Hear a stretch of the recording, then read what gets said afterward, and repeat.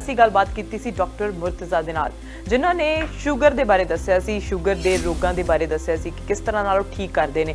ਬਹੁਤ ਸਾਰੇ ਲੋਕ ਹੁਣ ਉਹਨਾਂ ਨੂੰ ਸ਼ੂਗਰ ਡਾਕਟਰ ਦੇ ਨਾਮ ਨਾਲ ਜਾਣਨ ਲੱਗ ਗਏ ਨੇ ਤੇ ਬਹੁਤ ਸਾਰੇ ਲੋਕ ਅਜਿਹੇ ਨੇ ਜਿਹੜੇ ਲੋਕ ਇਹਨਾਂ ਦੇ ਕੋਲ ਆਉਂਦੇ ਨੇ ਤੇ ਕਿੰਨੇ ਸਾਲ ਪੁਰਾਣੀ ਬਿਮਾਰੀ ਉਹਨਾਂ ਦੀ ਠੀਕ ਵੀ ਹੋ ਜਾਂਦੀ ਹੈ। ਬੜੀਆਂ ਬੜੀਆਂ ਐਗਜ਼ਾਮਪਲਸ ਵੀ ਸਾਡੇ ਸਾਹਮਣੇ ਹੈਗੀਆਂ ਨੇ। ਬਹੁਤ ਸਾਰੇ ਸਵਾਲ ਉਹਨਾਂ ਦੇ ਸਾਡੇ ਤੱਕ ਪਹੁੰਚਦੇ ਨੇ ਤੇ ਅਸੀਂ ਕੋਸ਼ਿਸ਼ ਕਰਦੇ ਹੁੰਦੇ ਹਾਂ ਕਿ ਤੁਹਾਡੇ ਸਵਾਲ ਅਸੀਂ ਡਾਕਟਰ ਸਾਹਿਬ ਤੱਕ ਪਹੁੰਚਾ ਦਈਏ। ਤੇ ਹੁਣ ਦਵਾਈਆਂ ਨੂੰ ਲੈ ਕੇ ਬਹੁਤ ਸਾਰੇ ਲੋਕਾਂ ਦੇ ਸਵਾਲ ਨੇ। ਆਓ ਇਹ ਗੱਲਬਾਤ ਕਰਦੇ ਹਾਂ ਦਵਾਈਆਂ ਦੇ ਬਾਰੇ। ਜਿਹੜੀਆਂ ਦਵਾਈਆਂ ਇਹਨਾਂ ਦੇ ਦੁਆਰਾ ਪਹੁੰਚਾਈਆਂ ਨਹੀਂ ਜਾ ਸਕਦੀਆਂ, ਕਿਉਂ ਨਹੀਂ ਪਹੁੰਚਾਈਆਂ ਜਾ ਸਕਦੀਆਂ, ਕਿਉਂ ਲੋਕ ਇਹਨਾਂ ਨਾਲ ਜਿਹੜੀ ਵਾਰਤਾਲਾਪ ਕਰਦੇ ਨੇ ਤੇ ਪਰ ਕਹਿੰਦੇ ਨੇ ਕਿ ਸਾਡੇ ਤੱਕ ਦਵਾਈ ਨਹੀਂ ਪਹੁੰਚ ਰਹੀ। ਆਓ ਉਹਨਾਂ ਦੀ ਸ਼ਿਕਾਇਤ ਅਸੀਂ ਡਾਕਟਰ ਸਾਹਿਬ ਤੱਕ ਪਹੁੰਚਾਉਂਦੇ ਹਾਂ ਤੇ ਇਹਨਾਂ ਤੋਂ ਜਾਣਦੇ ਹਾਂ ਕਿ ਕੀ ਕਾਰਨ ਨੇ। ਆਓ ਸਵਾਗਤ ਕਰਦੇ ਹਾਂ ਡਾਕਟਰ ਮੁਰਤਜ਼ਾ। ਸਵਾਗਤ ਹੈ ਜੀ। Thank you Arsh, how are you? Good ਜੀ, ਤੁਸੀਂ ਸੁਣਾਓ?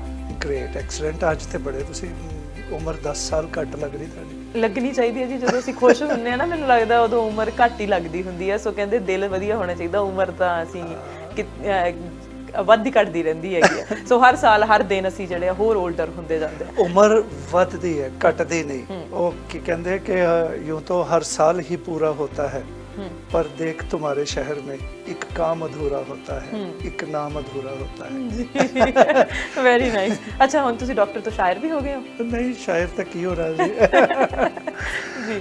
ਸੋ ਡਾਕਟਰ ਸਾਹਿਬ, ਬਹੁਤ ਸਾਰੀਆਂ ਅਸੀਂ ਬਿਮਾਰੀਆਂ ਦੀ ਗੱਲ ਕਰਦੇ ਹਾਂ। ਸੋ ਮੈਨੂੰ ਲੱਗਦਾ ਕਿ ਪਿਛਲੇ ਕਈ ਸਾਲਾਂ ਤੋਂ ਤੁਸੀਂ ਸਾਡੇ ਨਾਲ ਜੁੜੇ ਹੋਏ ਆ, ਅਸੀਂ ਤੁਹਾਡੇ ਨਾਲ ਜੁੜੇ ਹੋਏ ਆ ਤੇ ਅਸੀਂ ਬਿਮਾਰੀਆਂ ਦੇ ਬਾਰੇ ਵੀ ਗੱਲ ਕਰਦੇ ਹਾਂ, ਮੈਡੀਸਨ ਦੇ ਬਾਰੇ ਵੀ ਗੱਲ ਕਰਦੇ ਹਾਂ, ਆਯੁਰਵੇਦ ਬਾਰੇ ਵੀ ਗੱਲ ਕਰਦੇ ਹਾਂ, ਅਸੀਂ ਰੈਮੀਡੀਜ਼ ਬਾਰੇ ਗੱਲ ਕਰਦੇ ਹਾਂ ਕਿ ਕਿਚਨ 'ਚ ਕਈ ਰੋਗਾਂ ਦਾ ਇਲਾਜ ਮਿਲ ਜਾਂਦਾ ਤੁਹਾਨੂੰ। ਪਰ ਜੇ ਸੀਰੀਅਸ ਰੋਗ ਹੈਗਾ ਤਾਂ ਤੁਹਾਨੂੰ ਮੈਡੀਸਨ ਲੈਣੀ ਪੈਂਦੀ ਹੈ, ਦਵਾਈ ਲੈਣੀ ਪੈਂਦੀ ਹੈ। ਤੁਹਾਡੀ ਦਵਾਈ ਹਮੇਸ਼ਾ ਯੂਨੀਕ ਹੁੰਦੀ ਹੈ। ਤੁਸੀਂ ਹਮੇਸ਼ਾ ਕਹਿੰਦੇ ਆ ਕਿ ਆਪਣੀ ਦਵਾਈ ਜਿਹੜੀ ਹੈ ਨਾ ਛੱਡੋ, ਆਪਦੀ ਦਵਾਈ ਲੈਂਦੇ ਰਹੋ, ਪਰ ਨਾਲ ਨਾਲ ਜਿਹੜੀ ਮੇਰੀ ਦਵਾਈ ਹੈ ਉਹ ਵੀ ਖਾ ਕੇ ਦੇਖੋ ਤੁਸੀਂ ਕਿ ਇਹਦੇ ਨਾਲ ਇਲਾਜ ਹੋ ਜਾਂਦਾ ਤੇ ਤੁਸੀਂ ਖੁਦ ਬ ਖੁਦ ਦੂਜੀਆਂ ਦਵਾਈਆਂ, ਦੂਜੀਆਂ ਚੀਜ਼ਾਂ ਜਿਹੜੀਆਂ ਛੱਡ ਦਿੰਦੇ ਆ। ਪਿਛਲੇ ਹਫਤੇ ਅਸੀਂ ਸ਼ੂਗਰ ਦੇ ਬਾਰੇ ਗੱਲ ਕੀਤੀ ਸੀਗੀ ਕਿ ਸ਼ੂਗਰ ਦੇ ਰੋਗ ਤੁਹਾਡੀ ਦਵਾਈ ਇੰਨੀ ਜ਼ਿਆਦਾ ਜਿਹੜੀ ਆ ਫੇਮਸ ਹੋ ਗਈ ਹੈ, ਪਰ ਲੋਕਾਂ ਦੀਆਂ ਸ਼ਿਕਾਇਤਾਂ ਪਹੁੰਚ ਰਹੀਆਂ ਨੇ ਕਿ ਉਹਨਾਂ ਤੱਕ ਦਵਾਈ ਨਹੀਂ ਪਹੁੰਚ ਰਹੀ। ਕੀ ਕਾਰਨ ਨੇ?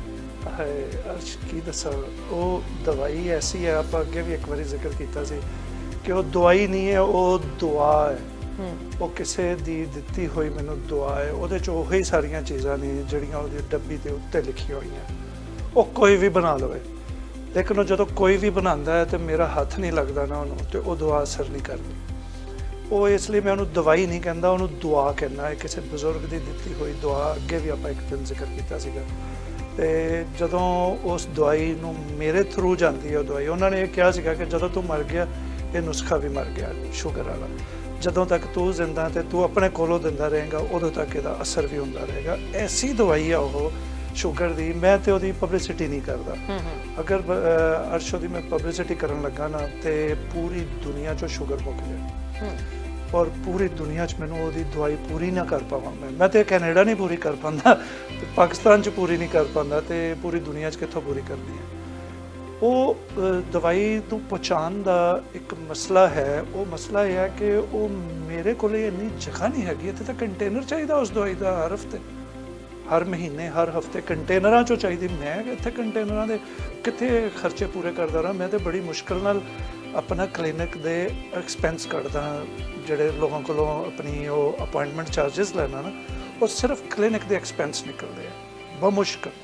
ਜਿਹੜੀ ਦਵਾਈ ਹੈ ਉਹ ਤੇ ਅਸੀਂ ਆਲਰੇਡੀ ਡਾਊਨ ਸਾਈਜ਼ ਕਰਕੇ ਲੋਕਾਂ ਨੂੰ ਦਿੰਦੇ ਹਾਂ। ਯਾਨੀ ਕੋਈ $100 ਦੀ ਦਵਾਈ ਹੈ ਨਾ, ਮੈਨੂੰ ਆਈ ਤੇ ਮੈਂ ਉਹਨੂੰ 75 ਦੀ ਲੋਕਾਂ ਨੂੰ ਦਿੰਦਾ। ਕਿਉਂ? ਕੌਣ ਦਿੰਦਾ 75? ਮੈਂ ਉਹੀ ਕਹਿ ਰਹੀ ਸੀ ਜੀ, ਉਹਦੇ ਕੌਣ ਦਿੰਦਾ? ਪੈਸਿਆਂ ਦੀ ਅਹਿਮੀਅਤ ਹੀ ਮੁੱਕ ਗਈ ਮੇਰੇ ਅੰਦਰੋਂ। ਦੌਲਤ ਦੀ ਅਹਿਮੀਅਤ ਬੜਾ ਅਰਸਾ ਹੋ ਗਿਆ ਮੁਕਾਤੀ ਹੈ। ਇੰਨੀ ਦੌਲਤ ਦੇਖ ਲਈ, ਇੰਨੀ ਦੌਲਤ ਰੱਬ ਨੇ ਬੜੀ ਦਿੱਤੀ, ਹੁਣ ਉਹਦੀ ਅਹਿਮੀਅਤ ਖਤਮ ਕਰ ਦਿੱਤੀ। ਆਪਣੇ ਕੋਲੋਂ ਵੰਡਦਾ ਜਿੰਨਾ ਹੋ ਸਕੇ। ਬਹੁਤ ਸਾਰੇ ਲੋਕ ਦਵਾਈ ਲੈ ਕੇ ਤੇ ਵਾਪਸ ਕਰਨ ਆ ਜਾਂਦੇ ਆ। ਅੱਛਾ। ਉਹ 100 ਦੀ ਲਈ ਨਾ ਸਪੋਜ਼ ਦਵਾਈ, ਤੇ ਉਹ 75 ਦੀ ਮੈਂ ਉਹਨਾਂ ਨੂੰ ਦਿੱਤੀ ਤੇ ਮੈਂ 25 ਕੋਲੋਂ ਪਾਏ, ਤੇ ਉਹ ਜਦੋਂ ਵਾਪਸ ਕਰਨ ਆਉਂਦੇ ਮੈਂ ਉਹਨਾਂ ਨੂੰ ਕਹਿੰਦਾ ਥੈਂਕ ਯੂ, ਮੇਰੇ 25 ਵਾਪਸ ਆ ਗਏ। ਤੁਸੀਂ ਲੇਕਿਨ ਤੁਹਾਡੀ ਬਦਕਿਸਮਤੀ ਹੈ ਕਿ ਤੁਸੀਂ ਮੇਰੇ $25 ਨਹੀਂ ਲਏ। ਤੁਸੀਂ ਆਪਣੇ 75 ਦੀ ਖਾਤਰ ਤੁਸੀਂ ਮੇਰੇ 25 ਵਾਪਸ ਕਰ ਗਏ ਹੋ, ਬਹੁਤ ਥੈਂਕ ਯੂ। ਉਹ ਨਹੀਂ, ਉਹ ਅਸੀਂ ਇਸ ਤੋਂ ਵਾਪਸ ਕਰ ਰਹੇ ਹਾਂ ਜੀ, ਸਾਨੂੰ ਫਲਾਣੇ ਨੇ ਕਹਿਤਾ, ਫਲਾਣੇ ਨੇ ਕਹਿਤਾ। ਉਹ 100 ਬਹਾਨੇ ਹੁੰਦੇ। ਲੇਕਿਨ ਇਹ ਜਿਹੜੀ ਸ਼ੂਗਰ ਦੀ ਦਵਾਈ ਹੈ ਨਾ ਅਰਸ਼, ਇਹਦੇ ਵਿੱਚ ਬਹੁਤ ਸਾਰੀਆਂ ਐਸੀਆਂ ਚੀਜ਼ਾਂ ਜਿਹੜੀਆਂ ਆਮ ਵੀ ਨੇ ਤੇ ਇੱਕ ਦੋ ਐਸੀਆਂ ਚੀਜ਼ਾਂ ਜਿਹੜੀਆਂ ਖਾਸ ਵੀ ਨੇ। ਜੀ। ਇਹਦੇ 'ਚ ਉਹ ਚੀਜ਼ ਹੈ ਜਿਹੜੀ ਤੁਹਾਡੇ ਬੀਟਾ ਸੈਲਸ ਨੂੰ, ਪੈਂਕਰੀਆਜ਼ ਨੂੰ ਰਿਕਵਰ ਕਰਦੀ ਹੈ। ਪੈਂਕਰੀਆਜ਼ ਬੀਟਾ ਸੈਲਸ ਉਹ ਨੇ ਜਿਹੜੇ ਇਨਸੂਲਿਨ ਬਣਾਉਂਦੇ ਨੇ, ਅਲਫਾ ਸੈਲ ਉਹ ਨੇ ਜਿਹੜੇ ਇਨਸੂਲਿਨ ਨੂੰ ਪੋਟੈਂਟ ਕਰਦੇ ਨੇ ਜਾਂ ਇੰਪੋਟੈਂਟ ਕਰਦੇ ਨੇ। ਜਿਵੇਂ ਆਪਾਂ ਕਹਿੰਦੇ ਕਿ ਇੱਕ ਬੰਦਾ ਉਹਦੇ ਅੰਦਰ ਇਨਸੂਲਿਨ ਤੇ ਪੂਰੀ ਬਣ ਰਹੀ ਹੈ, ਬੀਟਾ ਸੈਲਸ ਬਣਾ ਰਿਹਾ, ਲੇਕਿਨ ਉਹ ਪੋਟੈਂਟ ਨਹੀਂ ਹੈਗੀ, ਇੰਪੋਟੈਂਟ ਹੈ, ਯਾਨੀ ਨਲਾਇਕ ਇਨਸੂਲਿਨ ਹੈ। ਉਹ ਸ਼ੂਗਰ ਨੂੰ ਡਾਊਨ ਨਹੀਂ ਕਰਦੀ। ਉਹ ਜਿਹੜਾ ਫੂਡ ਤੁਸੀਂ ਲੈਂਦੇ ਹੋ ਉਹਦੇ 'ਚ ਜਿਹੜਾ ਗਲੂਕੋਜ਼ ਹੈ ਉਹਨੂੰ ਉਹ ਮੈਟਾਬੋਲਾਈਜ਼ ਨਹੀਂ ਕਰਦੀ, ਯਾਨੀ ਉਹਨੂੰ ਤੋੜ ਕੇ એનર્ਜੀ 'ਚ ਕਨਵਰਟ ਨਹੀਂ ਕਰਦੀ। ਉਹ ਇਨਸੂਲਿਨ ਸਹੀ ਨਹੀਂ ਹੈ ਜਿਹੜੀ ਤੁਹਾਡੇ ਬੀਟਾ ਸੈਲਸ ਬਣਾਉਂਦੇ ਉਹ ਵੀ, ਤੇ ਜੇ ਬੀਟਾ ਸੈਲਸ ਇਨਸੂਲਿਨ ਨਹੀਂ ਬਣਾਉਂਦੇ ਉਹ ਵੀ।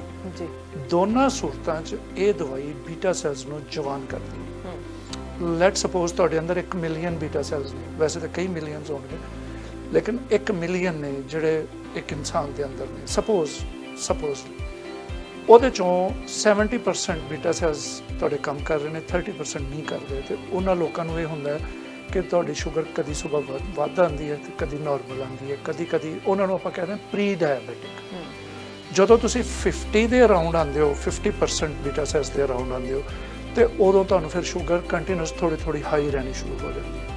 ਲੇਕਿਨ ਤੁਹਾਨੂੰ ਹਾਲੇ ਚੂੰਕਿ ਪਤਾ ਨਹੀਂ ਹੈ ਜਾਂ ਪਤਾ ਲੱਗ ਵੀ ਗਿਆ ਤੇ ਤੁਸੀਂ ਮਿੱਠਾ ਖਾਣ ਤੋਂ ਅਵੋਇਡ ਨਹੀਂ ਕਰ ਰਹੇ, ਤੇ ਉਹਦਾ ਇਹ ਨੁਕਸਾਨ ਹੁੰਦਾ ਹੈ ਕਿ ਤੁਸੀਂ ਹੌਲੀ ਉਹ 50% ਜਿਹੜੇ ਬੀਟਾ ਸੈਲਸ ਨੇ ਜਾਂ 500,000 ਜਿਹੜੇ ਰਹਿ ਗਏ ਨੇ ਉਹ ਰਿਡਿਊਸ ਹੋ ਕੇ ਉਹ 40% ਤੇ ਆ ਜਾਂਦੇ ਨੇ, 30% ਤੇ ਆ ਜਾਂਦੇ ਨੇ। ਫਿਰ ਹੌਲੀ ਉਹ ਡਾਊਨ ਹੁੰਦੇ ਜਾਂਦੇ, ਕਿਉਂਕਿ ਜਿਹੜੀਆਂ ਵੀ ਮਾਰਕੀਟ 'ਚ ਟ੍ਰੈਡੀਸ਼ਨਲ ਗੋਲੀਆਂ ਅਵੇਲੇਬਲ ਹੈ ਉਹ ਕੀ ਕਰਦੀਆਂ, ਉਹ ਬੀਟਾ ਸੈਲਸ ਤੇ ਜਾ ਕੇ ਸਖਤੀ ਕਰਦੀਆਂ, ਉਹਨਾਂ ਨੂੰ ਇੰਡਿਊਸ ਕਰਦੀਆਂ ਕਿ ਤੁਸੀਂ ਹੋਰ ਇਨਸੂਲਿਨ ਬਣਾਓ।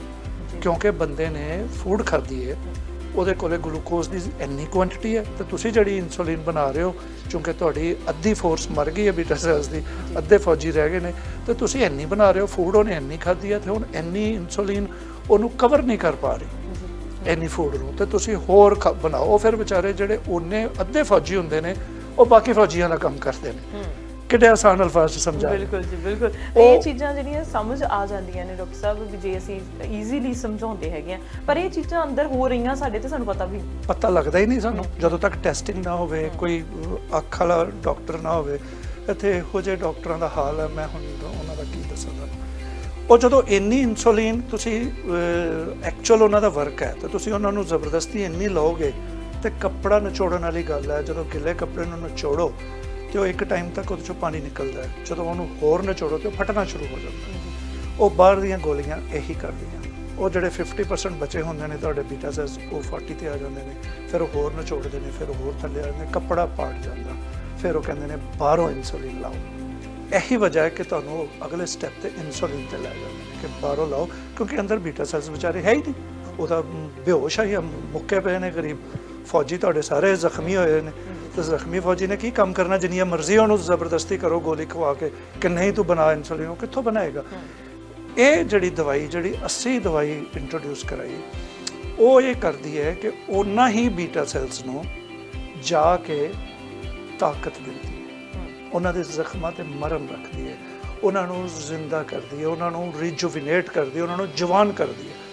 ਉਹੀ ਬੀਟਾ ਸੈਲਸ ਜਿਹੜੇ ਕੰਮ ਛੱਡ ਕੇ ਬੈਠੇ ਹੋਏ ਸੀ, ਜਦੋਂ ਉਹਨਾਂ ਨੂੰ ਵਾਈਟਾਮਿਨ ਮਿਲਦਾ, ਉਹਨਾਂ ਦਾ ਮਲਟੀ ਵਾਈਟਾਮਿਨ ਮਿਲਦਾ, ਉਹਨਾਂ ਨੂੰ ਜ਼ਿੰਦਗੀ ਮਿਲਦੀ ਹੈ, ਉਹਨਾਂ ਦੇ ਅੰਦਰ ਰੂਹ ਨਵੀਂ ਆਉਂਦੀ ਹੈ, ਜਦੋਂ ਉਹ ਤਾਕਤ ਫੜਦੇ ਨੇ ਤੇ ਉਹ ਆਪਣਾ ਕੰਮ ਆਪ ਹੀ ਕਰਨ ਲੱਗ ਜਾਂਦੇ ਨੇ। ਕੁਦਰਤ ਦਾ ਨਿਜ਼ਾਮ ਹੈ, ਰੱਬ ਦਾ ਇੱਕ ਸਿਸਟਮ ਹੈ, ਉਹਨੇ ਜਿਹੜਾ ਆਰਗਨ ਅੰਦਰ ਲਗਾਇਆ, ਉਹ ਜਿਹੜੇ ਕੰਮ ਲਈ ਲਗਾਇਆ, ਉਹਨੇ ਉਹ ਆਪਣਾ ਕੰਮ ਕਰਨਾ ਹੀ ਕਰਨਾ। ਉਹ ਪਹਿਲਾਂ 1% ਠੀਕ ਹੋਏ, ਫਿਰ ਹੌਲੀ 2% ਹੋਏ, 3% ਹੋਏ, 10% ਠੀਕ ਹੋਏ, 20%। ਉਹਨਾਂ ਦੀ ਕੁਆਂਟੀਟੀ, ਉਹਨਾਂ ਦੀ ਮਿਕਦਾਰ, ਤਾਦਾਦ ਵੱਧਦੀ ਜਾਂਦੀ ਹੈ ਜਿਹੜੇ ਠੀਕ ਬੀਟਾ ਸੈਲਸ। ਜਦੋਂ ਬੀਟਾ ਸੈਲਸ ਦੀ ਤਾਦਾਦ ਵੱਧਦੀ ਜਾਂਦੀ ਹੈ ਤੇ ਉਹ 50% ਕ੍ਰਾਸ ਕਰ ਜਾਂਦੇ ਨੇ, ਤੇ ਫਿਰ ਤੁਹਾਡੀ ਸ਼ੂਗਰ ਡਾਊਨ ਹੋਣਾ ਸ਼ੁਰੂ ਹੋ ਜਾਂਦੀ ਹੈ। ਤੁਹਾਡੇ ਉਹੀ ਬੀਟਾ ਸੈਲਸ ਪੂਰੀ ਇਨਸੂਲਿਨ ਬਣਾਉਣਾ ਸ਼ੁਰੂ ਕਰ ਦਿੰਦੇ ਨੇ। ਜਦੋਂ ਸ਼ੂਗਰ ਡਾਊਨ ਹੁੰਦੀ ਹੈ, ਫਿਰ ਅਸੀਂ ਕਹਿੰਦੇ ਹਾਂ ਹੁਣ ਤੁਸੀਂ ਪਰਹੇਜ਼ ਘੱਟ ਕਰ ਦਿਓ, ਖਤਮ ਕਰ ਦਿਓ ਪਰਹੇਜ਼। ਸਰ, ਇਸ ਦਵਾਈ ਦੇ ਖਾਣ ਦਾ, ਇਸ ਦਵਾਈ ਦੀ ਦੁਆ ਹੋਣ ਦਾ ਸਬੂਤ ਇਹ ਹੈ ਕਿ ਇਹਦੇ ਵਿੱਚ ਪਰਹੇਜ਼ ਹੀ ਨਹੀਂ ਰਹਿੰਦਾ। ਤੁਹਾਨੂੰ ਅਲਾਉਡ ਹੈ ਸਭ ਕੁਝ ਖਵਾਓ, ਸਵਾਏ ਇੱਕ ਵਾਈਟ ਚੀਨੀ ਤੋਂ, ਜਾਂ ਜਿਹਦੇ 'ਚ ਵਾਈਟ ਚੀਨੀ ਪਈ ਹੋਈ ਹੈ। ਉਹਦਾ ਵੀ ਮੈਂ ਤੁਹਾਨੂੰ ਅੱਜ ਦੱਸਦਾ ਕਿ ਵਾਈਟ ਚੀਨੀ ਤੋਂ ਮਨਾ ਕਿਉਂ ਕਰਦੇ ਹਾਂ ਅਸੀਂ।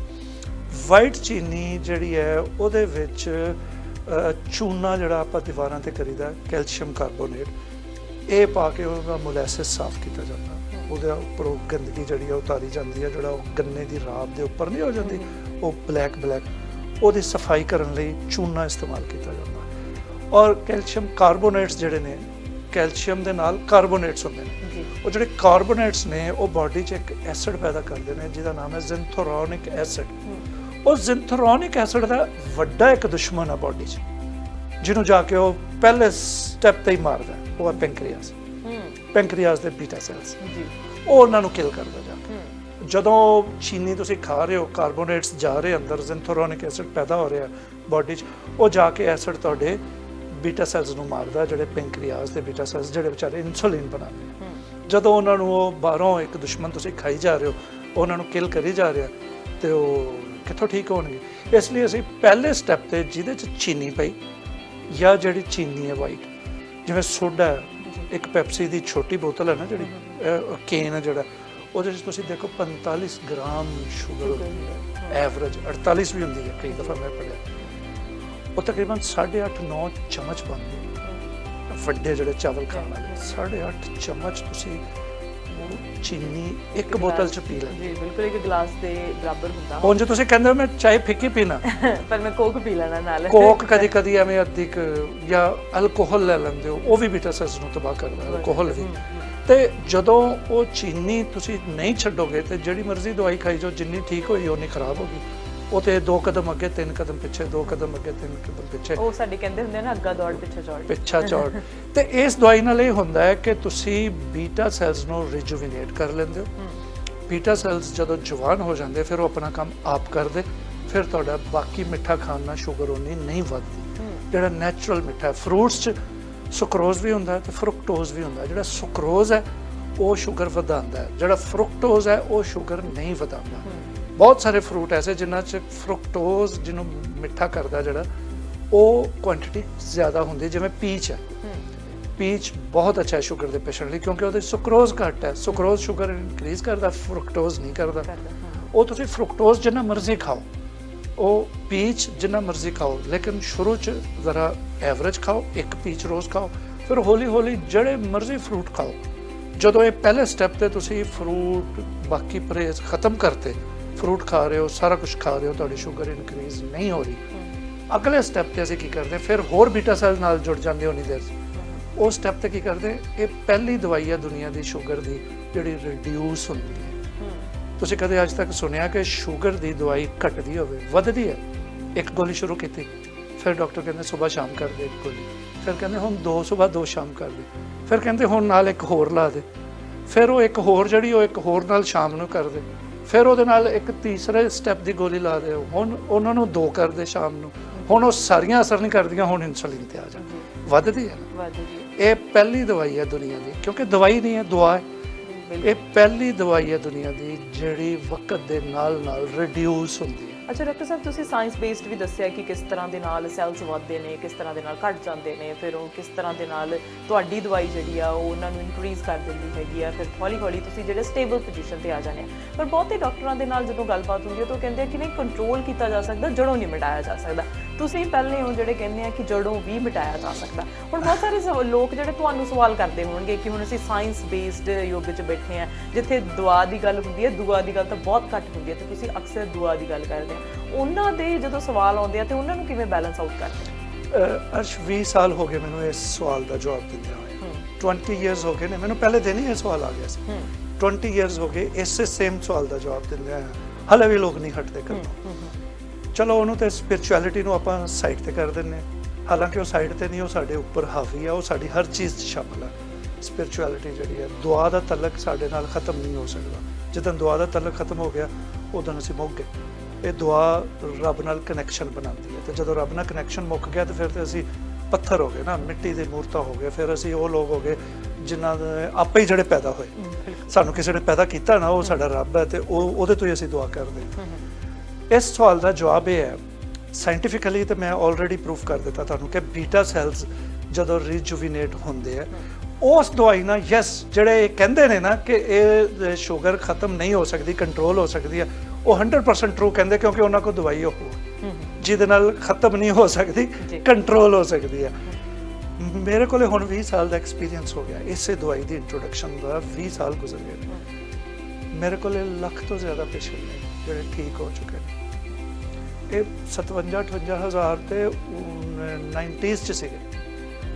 ਉਸ ਤੋਂ ਬਾਅਦ ਮੈਂ ਗਿਣਨੇ ਹੀ ਛੱਡ ਦਿੱਤੇ। ਹੁਣ ਲੱਖ ਤਾਂ ਹੋ ਕੇ ਹੋਣੇ, ਕਈ ਲੱਖ ਹੋ ਗਏ ਹੋਣੇ ਸ਼ਾਇਦ, ਮੈਂ ਤਾਂ ਕਾਊਂਟ ਹੀ ਨਹੀਂ ਹੁਣ ਕਰਦਾ। ਅੱਗੇ ਅਸੀਂ ਰਿਕਾਰਡ ਰੱਖਦੇ ਸੀ, ਹੁਣ ਉਹ ਵੀ ਨਹੀਂ ਰੱਖਦੇ। ਉਹ ਚੀਜ਼ਾਂ ਸਸਤੀਆਂ ਕਰਦੇ ਜਾ ਰਹੇ ਤਾਂ ਕਿ ਰਿਕਾਰਡ ਤੇ ਕੀਪਰ ਤੇ ਜਿੰਨੇ ਪੈਸੇ ਲੱਗਦੇ ਨੇ ਉਹ ਦਵਾਈ ਹੋਰ ਸਸਤੀ ਕਰ ਦਿਓ। ਅੱਛਾ, ਉਹ ਬੀਟਾ ਸੈਲਸ ਦੀ ਦਵਾਈ ਹੈ ਹੀ ਨਹੀਂ ਜਿਹੜੀ ਉਹ ਦਿੰਦੇ। ਉਹ ਤੇ ਦਵਾਈ ਹੈ ਬੀਟਾ ਸੈਲਸ ਕੋਲੋਂ ਜ਼ਬਰਦਸਤੀ ਇਨਸੂਲਿਨ ਲੈਣ ਦੀ, ਤੇ ਉਹਦੇ ਨਾਲ ਕੰਟਰੋਲ ਹੀ ਹੋ ਸਕਦੀ ਹੈ, ਉਹਦੇ ਨਾਲ ਠੀਕ ਤੇ ਨਹੀਂ ਹੋ ਸਕਦੀ। ਜਦੋਂ ਤੁਸੀਂ ਬੀਟਾ ਸੈਲਸ ਨੂੰ ਤਾਂ ਮਾਰੀ ਜਾ ਰਹੇ ਹੋ ਜਿਨ੍ਹਾਂ ਨੇ ਇਨਸੂਲਿਨ ਪੈਦਾ ਕਰਨੀ, ਤੇ ਉਹਦੇ ਨਾਲ ਠੀਕ ਕਿੱਥੋਂ ਹੋਏਗੀ?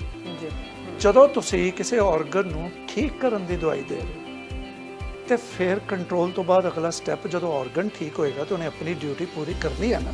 ਜਿਹੜੀ ਉਹਦੀ ਡਿਊਟੀ ਰੱਬ ਨੇ ਲਾਈ ਹੈ ਉਹ ਡਿਊਟੀ ਤਾਂ ਉਹਨੇ ਪੂਰੀ ਕਰਨੀ ਹੈ।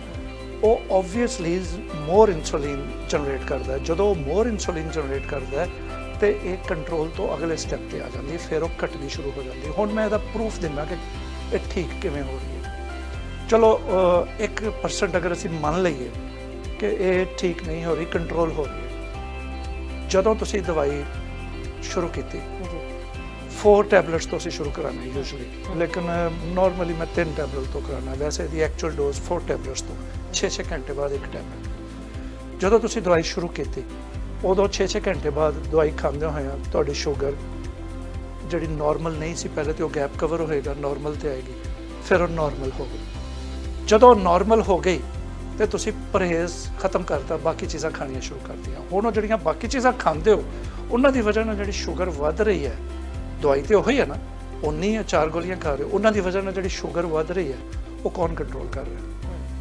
ਅਗਲੇ ਸਟੈਪ ਤੇ ਆ ਜਾਓ। 4 ਗੋਲੀਆਂ ਤੋਂ ਅਸੀਂ 3 ਗੋਲੀਆਂ ਕਰ ਦਿੰਦੇ, 6-6 ਘੰਟਿਆਂ ਤੋਂ 8-8 ਘੰਟੇ ਤੇ ਇੱਕ ਗੋਲੀ ਕਰ ਦਿੰਦੇ। ਫਿਰ 2 ਮਹੀਨੇ ਤੋਂ ਪਹਿਲੇ ਜਦੋਂ 8-8 ਘੰਟੇ ਤੇ ਇੱਕ ਗੋਲੀ ਹੋ ਗਈ, ਤੁਸੀਂ ਪਰਹੇਜ਼ ਵੀ ਨਹੀਂ ਕਰ ਰਹੇ, ਤੁਸੀਂ ਦਵਾਈ ਵੀ ਘੱਟ ਕਰਤੀ 25%, ਕਿਹੜੀ ਚੀਜ਼ ਸ਼ੂਗਰ ਕੰਟਰੋਲ ਕਰ ਰਹੀ? ਡੈਫੀਨਿਟਲੀ ਤੁਹਾਡੇ ਅੰਦਰੋਂ ਕੁਝ ਠੀਕ ਹੋ ਰਿਹਾ ਤੇ ਉਹ ਹੁਣ ਸ਼ੂਗਰ ਨੂੰ ਕੰਟਰੋਲ ਕਰ ਰਿਹਾ ਨਾ। ਉਹ ਪਰਸੈਂਟੇਜ 25% ਜਿਹੜੀ ਦਵਾਈ ਘਟਾਈ ਹੈ, ਉਹ 25% ਤੁਹਾਡੇ ਅੰਦਰੋਂ ਕੁਝ ਠੀਕ ਹੋਇਆ ਜਿਹੜਾ ਦਵਾਈ ਦੀ ਜਗ੍ਹਾ ਤੇ ਕੰਮ ਕਰ ਰਿਹਾ। ਅਗਲੇ 2-4 ਮਹੀਨਿਆਂ 'ਚ ਅਸੀਂ 50% ਦਵਾਈ ਘੱਟ ਕਰ ਦਿੰਦੇ। ਯਾਨੀ ਉਹੀ ਗੋਲੀ ਜਿਹੜੀ 6-6 ਘੰਟਿਆਂ ਤੇ ਸੀ, ਫਿਰ 8-8 ਘੰਟਿਆਂ ਤੇ ਹੋਈ। ਫਿਰ ਜਿਵੇਂ ਸ਼ੂਗਰ ਤੁਹਾਡੀ ਲੋ ਰਹਿਣਾ ਸ਼ੁਰੂ ਹੋ ਗਈ, ਤੁਸੀਂ ਪਰਹੇਜ਼ ਵੀ ਨਹੀਂ ਕਰੀ ਜਾ ਰਹੇ ਤੇ ਫਿਰ ਵੀ ਸ਼ੂਗਰ ਲੋ ਹੋਣ ਲੱਗ ਗਈ, ਫਿਰ ਇਹਨੂੰ 12-12 ਘੰਟਿਆਂ ਤੇ ਕਰ ਦਿੰਦੇ। ਲੇਕਿਨ ਟਾਈਮ ਇਕੁਅਲ ਰੱਖਦੇ, ਇਹ ਨਹੀਂ ਕਿ ਸਵੇਰ ਦੁਪਹਿਰ ਸ਼ਾਮ, ਐਸਾ ਨਹੀਂ ਹੈ। ਇਸ ਦਵਾਈ ਨਾਲ ਟਾਈਮ ਦਾ ਖਿਆਲ ਰੱਖਣਾ। ਜਦੋਂ ਅਸੀਂ 12-12 ਘੰਟਿਆਂ ਤੇ ਕਰਤੀ, ਸਪੋਜ਼ ਸਵੇਰ 6 ਵਜੇ ਖਾਦੀ ਤੇ ਸ਼ਾਮ 6 ਵਜੇ, ਸਵੇਰ 8 ਵਜੇ ਖਾਦੀ ਤੇ ਸ਼ਾਮ 8 ਵਜੇ, 12-12 ਘੰਟਿਆਂ ਤੇ ਇੱਕ ਗੋਲੀ ਤੇ ਆ ਗਏ, ਉਹ 50% ਦਵਾਈ ਖਤਮ ਹੋ ਗਈ ਹੈ, ਪਰਹੇਜ਼ ਵੀ ਖਤਮ ਹੋ ਗਿਆ ਹੈ। ਤੇ 50% ਦਵਾਈ ਦਾ ਕੰਮ ਕੌਣ ਕਰ ਰਿਹਾ? ਕੁਝ ਠੀਕ ਹੋ ਰਿਹਾ ਤੇ ਕਰ ਰਿਹਾ ਨਾ। ਇਹਨੂੰ ਕੰਟਰੋਲ ਕਵਾਂਗੇ ਜਾਂ ਠੀਕ ਕਰਾਂਗੇ? ਹੁਣ ਅਗਲੇ ਸਟੈਪ ਤੇ ਆ ਜਾਓ। ਸਰ ਮੇਰੇ ਕੋਲੇ ਇੰਨੇ ਜ਼ਿਆਦਾ ਪੇਸ਼ੈਂਟਸ ਨੇ ਇਸ ਗੱਲ ਦੇ ਜਿਹੜੇ ਅੱਧੀ ਗੋਲੀ ਰੋਜ਼ ਖਾਂਦੇ, ਔਰ ਇੰਨੇ ਜ਼ਿਆਦਾ ਪੇਸ਼ੈਂਟ ਨੇ ਇਸ ਗੱਲ ਦੇ ਜਿਹੜੇ ਅੱਧੀ ਗੋਲੀ ਇੱਕ ਦਿਨ ਛੱਡ ਕੇ ਬਾਅਦ ਖਾਂਦੇ। ਸ਼ੂਗਰ ਤੇ 48 ਘੰਟੇ ਬਗੈਰ ਦਵਾਈ ਤੋਂ ਕੰਟਰੋਲ ਰਹਿ ਹੀ ਨਹੀਂ ਸਕਦੀ। ਇਹਨਾਂ ਦੀ ਦਵਾਈ ਨਾਲ ਤੇ 48 ਘੰਟੇ ਕੀ 24 ਘੰਟੇ ਨਹੀਂ ਬਗੈਰ ਦਵਾਈ ਤੋਂ ਕੰਟਰੋਲ ਰਹਿ ਸਕਦੀ। ਉਹ ਜਿਹੜੇ ਇੱਕ ਦਿਨ ਛੱਡ ਕੇ ਖਾਂਦੇ ਆ, ਉਹਨਾਂ ਦੀ ਸ਼ੂਗਰ 48 ਘੰਟੇ ਕੌਣ ਕੰਟਰੋਲ ਕਰ ਰਿਹਾ? ਅੰਦਰੋਂ ਕੁਝ ਠੀਕ ਹੋ ਰਿਹਾ ਤੇ ਕਰ ਰਿਹਾ ਨਾ। ਫਿਰ ਅਗਲੇ ਸਟੈਪ ਤੇ 1 ਹਫ਼ਤਾ ਬਾਅਦ ਚਲੀ ਜਾਂਦੀ ਹੈ ਦਵਾਈ। ਅੱਧੀ ਗੋਲੀ 1 ਹਫ਼ਤੇ ਬਾਅਦ ਖਾਣੀ ਹੈ। ਮੈਂ ਲੋਕਾਂ ਨੂੰ ਅਕਸਰ ਕਹਿੰਦਾ ਕਿ ਇਹਨੂੰ ਛੱਡਿਓ ਨਾ, ਹਫ਼ਤੇ ਬਾਅਦ ਹੀ ਖਾ ਲਿਆ ਕਰੋ। ਅੱਧੀ ਗੋਲੀ ਕੀ ਕਹਿੰਦੀ ਹਫ਼ਤੇ ਬਾਅਦ? ਲੇਕਿਨ ਉਹ ਬਹੁਤ ਸਾਰੇ ਮੇਰੇ ਪੇਸ਼ੈਂਟ ਨੇ ਜਿਨ੍ਹਾਂ ਨੇ ਸਾਲ ਕਈ ਸਾਲ ਹੋ ਗਏ ਦਵਾਈ ਨਹੀਂ ਖਾਧੀ, ਉਹ ਕਹਿੰਦੇ ਅਸੀਂ ਠੀਕ ਹਾਂ, ਅਸੀਂ ਕਿਉਂ ਖਾਈਏ? ਲੇਕਿਨ ਮੇਰੀ ਇਹ ਸਲਾਹ ਹੈ ਕਿ ਅੱਧੀ ਗੋਲੀ ਜ਼ਰੂਰ ਖਾ ਲੈਣਾ, ਇਹਨੂੰ ਨਾ ਛੱਡਣਾ। ਉਹਦੇ ਨਾਲ ਇਹ ਹੋਏਗਾ ਕਿ ਜਿਹੜੇ ਬੀਟਾ ਸੈਲਸ ਤੁਹਾਡੇ ਡਾਊਨ ਹੋ ਰਹੇ, ਫਿਰ ਬਾਹਰੋਂ ਤੇ ਅਸੀਂ ਚੀਜ਼ਾਂ ਖਾ ਰਹੇ ਹਾਂ ਨਾ, ਉਹ ਗਲਤ ਚੀਜ਼ਾਂ ਜਾ ਕੇ ਅੰਦਰ ਡੈਮੇਜ ਕਰ ਰਹੀਆਂ। ਉਹ ਜਿਹੜੇ ਡਾਊਨ ਹੋ ਰਹੇ ਨੇ ਉਹਨਾਂ ਨੂੰ ਉਹ ਫਿਰ ਬਿਹਤਰ ਕਰਦੀ ਰਹਿੰਦੀ। ਜੀ ਬਿਲਕੁਲ ਉਮੀਦ ਕਰਦੇ ਹਾਂ ਜਿਵੇਂ ਬਾਕੀ ਚੀਜ਼ਾਂ ਸਾਨੂੰ ਅਸੀਂ ਕਹਿ ਦਿੰਦੇ ਹਾਂ ਸਪਲਾਈ ਤੇ ਡਿਮਾਂਡ ਦਾ ਕਨਸੈਪਟ ਅਸੀਂ ਹਮੇਸ਼ਾ ਦੇਖਦੇ ਹੁੰਦੇ ਹਾਂ ਕਿ ਜਦੋਂ ਸਪਲਾਈ ਵੱਧ ਜਾਂਦੀ ਹੈ ਤਾਂ ਫਿਰ ਜਦੋਂ ਡਿਮਾਂਡ ਵੱਧ ਜਾਂਦੀ ਹੈ ਤਾਂ ਸਪਲਾਈ ਵੀ ਵਧਾਉਣੀ ਪੈਂਦੀ ਹੈ। ਤੇ ਹੁਣ ਸਪਲਾਈ ਘਟੀ ਹੋਈ ਹੈ, ਸੋ ਤੁਸੀਂ ਸਪਲਾਈ ਵਧਾਉਣ ਦੀ ਜਿਹੜੀ ਉਹ ਕੋਸ਼ਿਸ਼ ਕਰੋ, ਚਾਹੇ ਸ਼ੂਗਰ ਦੀ ਦਵਾਈ ਹੈ, ਚਾਹੇ ਅਸੀਂ ਵਰਲਡ ਵਾਈਡ ਇਕੋਨਮੀ ਦੀ ਗੱਲ ਕਰ ਲਈਏ। ਸੋ ਜ਼ਰੂਰ ਅਸੀਂ ਜਿਹੜਾ ਨਾ ਅਸੀਂ ਇੰਟਰਸਟ ਰੇਟ ਵਧਾਉਣੇ ਆ ਤੇ ਨਾ ਹੀ ਤੁਸੀਂ ਦਵਾਈ ਦੇ ਰੇਟ ਵਧਾਉਣੇ ਆ, ਤੇ ਪਰ ਇਸ ਜਿਹੜੀ ਡਿਮਾਂਡ ਉਹ ਅਕਸਰ ਵੱਧ ਰਹੀ ਹੈ ਤੁਹਾਡੇ ਤੱਕ, ਸੋ ਜ਼ਰੂਰ ਉਹਨਾਂ ਤੱਕ ਪਹੁੰਚਾਉਣ ਦੀ ਕੋਸ਼ਿਸ਼ ਕਰੋ। ਉਹਦਾ ਇਲਾਜ ਹੈ, ਸੌਰੀ ਫॉर ਇੰਟਰਪਸ਼ਨ, ਉਹਦਾ ਇਲਾਜ ਹੈ ਕਿ ਜਿੱਥੋਂ ਇਹ ਦਵਾਈ ਆਉਂਦੀ ਹੈ ਨਾ, ਮੈਂ ਤੇ ਮੰਗਾਵਾਂਗਾ ਜ਼ਾਹਿਰ ਹੈ ਤੇ ਮੈਨੂੰ ਚਾਰਜਸ ਪੈਣਗੇ ਨਾ, ਉਹ ਜਿੱਥੋਂ ਆਉਂਦੀ ਹੈ ਉਹਦਾ ਡਾਇਰੈਕਟ ਰਾਬਤਾ ਲੈ ਲੈਣ ਤੇ ਉਹਦੇ ਕੋਲੋਂ ਡਾਇਰੈਕਟ ਮੰਗਵਾਈ ਜਾਣ ਲਓ। ਇੱਕ ਨੰਬਰ ਆਪਾਂ ਦੱਸ ਦਿੰਦੇ ਹਾਂ, ਸਕਰੀਨ ਤੇ ਵੀ ਚਲਾ ਦਿੰਦੇ ਹਾਂ ਨੰਬਰ, ਉਹ ਨੋਟ ਕਰ ਲਓ ਪਲੀਜ਼। ਉਹ ਪਾਕਿਸਤਾਨ ਦਾ ਨੰਬਰ ਹੈ। ਉਹ ਰਾਣਾ ਸਾਹਿਬ ਨੇ ਸਾਡੇ ਡਿਸਟ੍ਰੀਬਿਊਟਰ ਜਿਹੜੇ, ਉਹਨਾਂ ਨੂੰ ਉੱਥੇ ਅਸੀਂ ਦਵਾਈ ਬਣਾ ਕੇ ਫੜਾਈ ਹੋਈ ਹੈ। ਤੇ ਉਹ ਜੇ ਅਗਰ ਮੈਂ ਮੰਗਾਵਾਂਗਾ ਤਾਂ ਜ਼ਾਹਿਰ ਹੈ ਹੋਰ ਮਹਿੰਗੀ ਮੈਨੂੰ ਮਹਿੰਗੀ ਪਹੁੰਚੇਗੀ, ਜ਼ਾਹਿਰ ਹੈ, ਔਰ ਰਸਤੇ ਦੇ ਚਾਰजेस ਵੀ ਪੈਣਗੇ। ਤੇ ਉਹ ਜਿੰਨੀ ਮੈਂ ਮੰਗਾ ਸਕਦਾ ਉਨੀ ਕੁ ਤਾਂ ਮੈਂ ਮੰਗਾ ਰਿਹਾ। ਇਸ ਤੋਂ ਜ਼ਿਆਦਾ ਮੈਂ ਮੰਗਾਵਾਂਗਾ ਤੇ ਉਹ ਠੀਕ ਨਹੀਂ, ਫਿਰ ਜ਼ਿਆਦਾ ਮੈਂ ਸ਼ੂਗਰ ਦਾ ਡਾਕਟਰ ਹੀ ਮਸ਼ਹੂਰ ਹੋ ਜਾਣਾ। ਤੇ ਮੇਰੇ ਲੇਬਲ ਨਹੀਂ ਲਵਾਉਣਾ ਚਾਹੁੰਦਾ ਸ਼ੂਗਰ ਦਾ ਡਾਕਟਰ, ਉਹ ਹੋਰ ਵੀ ਬਾਕੀ ਕੰਮ ਵੀ ਆਉਂਦੇ ਸਾਰੇ। ਉਹ ਨੰਬਰ ਪਲੀਜ਼ ਨੋਟ ਕਰ ਲਓ, ਮੈਂ ਦੇਖ ਕੇ ਨੰਬਰ ਦੱਸ ਦੇਣਾ ਤੁਹਾਨੂੰ, ਤੇ ਉਹ ਤੁਸੀਂ ਫੀਡ ਕਰ ਲਓ ਆਪਣੇ ਕੋਲੇ।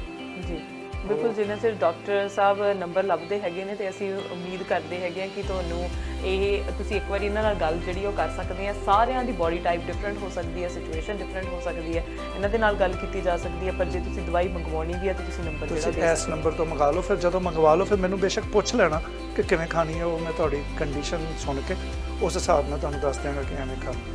ਇਹਨਾਂ ਦਾ ਨੰਬਰ ਹੈ ਜੀ, ਰਾਣਾ ਸਾਹਿਬ ਇਹਨਾਂ ਦਾ ਨਾਮ ਹੈ, 0092 ਤੇ ਓਬਵੀਅਸਲੀ ਪਾਕਿਸਤਾਨ ਦਾ ਲਾਹੌਰ ਦਾ ਕੋਡ ਹੈ, 0092 334 56 888 70। ਇਹ ਸਕਰੀਨ ਤੇ ਚਲਾ ਵੀ ਦੇਣਾ ਨੰਬਰ ਜੀ। ਬਿਲਕੁਲ ਜੀ, 0092 334 56 888 70 ਜੀ। ਤੇ ਰਾਣਾ ਸਾਹਿਬ ਨੂੰ ਕਹੋ ਕਿ ਇਹ ਦਵਾਈ, ਇਹਦਾ ਨਾਮ ਹੈ ਗੋਲਡ, ਆਜ਼ੂਕਾਰ ਗੋਲਡ ਦਵਾਈ ਦਾ ਨਾਮ ਹੈ, ਆਜ਼ੂਕਾਰ ਗੋਲਡ, AZUCAR GOLD ਗੋਲਡ। ਜੀ ਇਹ ਸਪੈਸ਼ਲ ਦਵਾਈ ਹੈ, ਸਮਝੋ ਕਿ ਉੱਤੋਂ ਹੀ ਆਈ ਹੈ। ਬਿਲਕੁਲ, ਤੇ ਇਹਦੇ ਨਾਲ ਫਿਰ ਸ਼ੂਗਰ ਦੀਆਂ ਸਾਰੀਆਂ ਪ੍ਰੋਬਲਮ ਜਿਹੜੀਆਂ ਦੂਰ ਹੋ ਜਾਣਗੀਆਂ। ਸੋ ਬਿਲਕੁਲ ਅੱਜ ਸ਼ੂਗਰ ਦੇ ਬਾਰੇ ਫਿਰ ਤੋਂ ਗੱਲਬਾਤ ਕੀਤੀ ਹੈ, ਦਵਾਈ ਦੇ ਬਾਰੇ ਦੱਸਿਆ ਹੈ, ਜਿਨ੍ਹਾਂ ਦੇ ਸਵਾਲ ਨੇ ਉਹਨਾਂ ਦੇ ਡਾਊਟ ਕਲੀਅਰ ਕੀਤੇ ਆ। ਤੁਹਾਡਾ ਬਹੁਤ ਬਹੁਤ ਧੰਨਵਾਦ। ਕੀ ਮੈਸੇਜ ਹੈ ਜੀ ਐਂਡ ਤੇ? ਮੈਸੇਜ ਜ਼ਰੂਰੀ ਹੈ ਲੈਣਾ, ਬਿਲਕੁਲ ਮੈਸੇਜ ਹੀ ਸਾਰਾ, ਜੀ, ਇਹ ਬਿਲਕੁਲ। ਸਾਰੀਆਂ ਗੱਲਾਂ ਮੈਸੇਜ ਹੀ। ਬਿਲਕੁਲ, ਅਸੀਂ ਪਰ ਫਿਰ ਵੀ ਤੁਹਾਡਾ ਇੱਕ ਮੈਸੇਜ ਜ਼ਰੂਰ ਜਾਣਨਾ ਚਾਹਾਂਗੇ।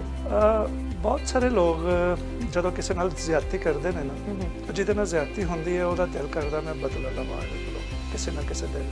ਇਹਦੇ ਕੋਲੋਂ ਜ਼ਰੂਰ ਮੈਂ ਇਹਨੂੰ ਇਹਦਾ ਜਵਾਬ ਦੇਣਾ, ਇਸ ਜ਼ਿਆਦਤੀ ਦਾ, ਇਹਨੇ ਮੇਰੇ ਨਾਲ ਇਹ ਜ਼ੁਲਮ ਕੀਤਾ ਹੈ, ਜ਼ਿਆਦਤੀ ਕੀਤੀ।